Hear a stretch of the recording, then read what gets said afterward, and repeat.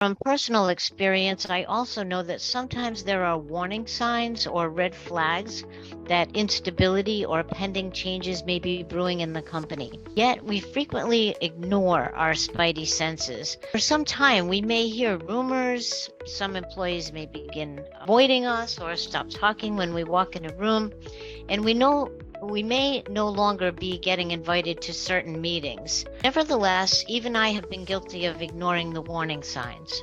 In fact, I've seen some studies where the most common mistake people make when faced with a significant change or dangerous situation is that they wait too long to respond. We've all seen those videos on earthquake evacuation plans where the building starts shaking, and instead of heading to the door immediately and running out, or taking cover under something sturdy, people freeze. Those kinds of decisions take away the ability to execute an escape plan in what might be a limited window of opportunity. And losing your job can be the financial and mental equivalent of an earthquake. Rule number one is to always be ready to execute by making sure you have a clear plan in place in the event that you are laid off. Now, having said that, let's start by reviewing some of the things that frequently occur during the process of a company informing employees that there will be layoffs. For the employer, the most critical thing to them is not your well-being.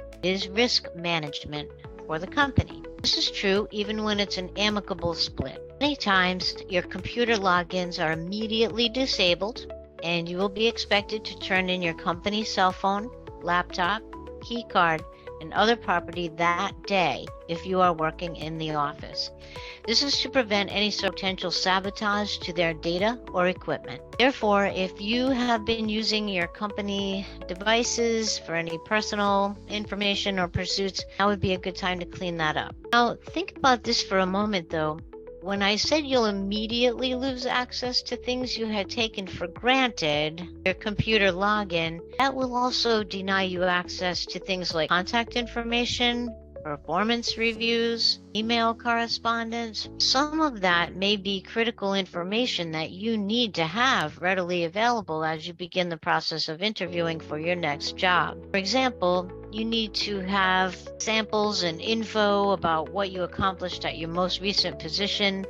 Were there any special achievements or extra work that you did? How were you measured in various roles and positions that you held? Did you meet or exceed expectations? If so, how much? If it were me, I would be sure I had copies of my evaluations. I would have important contact information backed up. Anything you feel would benefit you in your search, have that information outside of the company's equipment. Keep in mind that you do have fiduciary responsibilities to the company not to damage, destroy, or otherwise sabotage company information. Don't take anything that does not belong to you.